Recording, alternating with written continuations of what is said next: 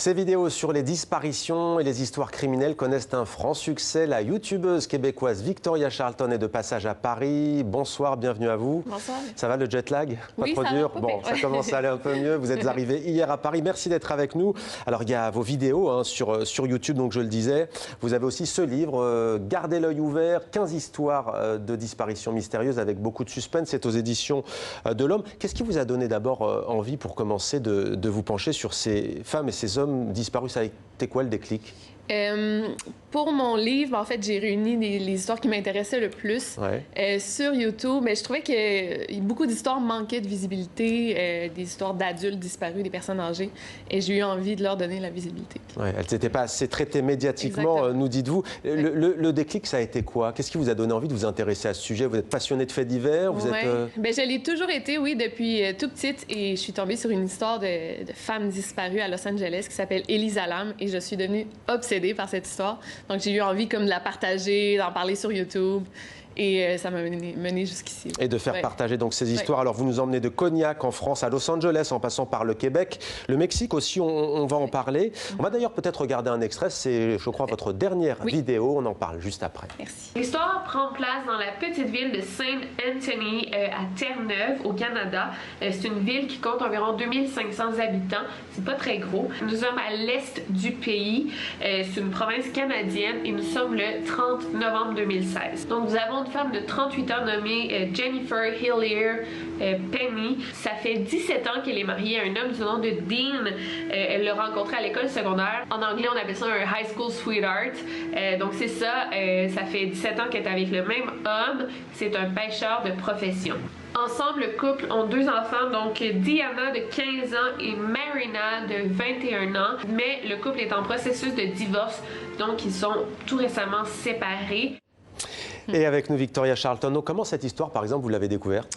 En fait, moi, je travaille sur le Doe Network. Je ne sais pas si vous connaissez ça. C'est un site à but non lucratif où on regroupe toutes les disparitions du monde entier et les corps retrouvés sans identité. Puis en fait, moi, je m'occupe de créer des profils pour les personnes disparues en France, Canada et Espagne. Et je suis tombée sur cette histoire et honnêtement, il y avait comme presque pas d'informations dans les médias, quelques vidéos ici et là. Donc, j'ai décidé d'en faire une moi-même pour retrouver cette pauvre femme. L'objectif, c'est quoi? L'ambition, c'est d'aider justement les enquêteurs, de recueillir des informations pour justement élucider une disparition, un crime? Oui, bien plus ou moins. C'est qu'en fait, il y a plusieurs pays qui n'ont pas de registre en tant que tel de toutes les personnes disparues, où c'est assez mal fait et tout. Donc, eux, ils veulent mettre, par exemple, si je cherche Belgique, bien, je vais avoir comme la liste de toutes les personnes disparues. Et aussi, c'est de créer des matchs. Par exemple, il y a des corps retrouvés qui n'ont pas d'identité. Donc, ça serait de créer des matchs avec des personnes disparues. Et il y a des bénévoles qui peuvent recouper les informations, notamment. Alors, on apprend une chose, vous le dites dans une de ces vidéos, je ne sais pas si c'est celle-ci ou celle d'avant, il y a plus d'hommes qui disparaissent que de femmes. Oui, moi aussi, ça m'a vraiment surpris. Mais je le vois, en fait, je travaille beaucoup justement sur le site et c'est assez incroyable, la quantité d'hommes disparus. Là, je ne parle pas dans des pays, par exemple, au Mexique, c'est une chose différente. Mais en général, la France, États-Unis, Canada, il y a beaucoup plus d'hommes. Je pense que, bon, peut-être le taux de suicide, il y en a beaucoup des personnes disparues, c'est des suicides, d'autres que c'est des règlements de compte. Il y a plus d'hommes. Alors, vous avez cité Juarez, Ciudad Juarez, une mexicaine extrêmement dangereuse. Les statistiques, dites-vous, sont effarantes. L'attitude des autorités est navrante. Alors, il n'y a pas que les disparitions, il y a aussi O.J. Simpson. Que s'est-il réellement passé? Il y a aussi la tuerie de Columbine High School aux États-Unis. Pour finir, peut-être un mot, il y a des femmes disparues aussi autochtones au Québec dont on parle souvent. Vous êtes penché sur leur cas? Oui, un peu. Il y a 1600 femmes disparues. Et oui, j'en ai parlé un peu, mais j'aimerais en parler beaucoup plus. Et de développer encore. Et on peut vous suivre en tout cas sur YouTube, sur votre chaîne.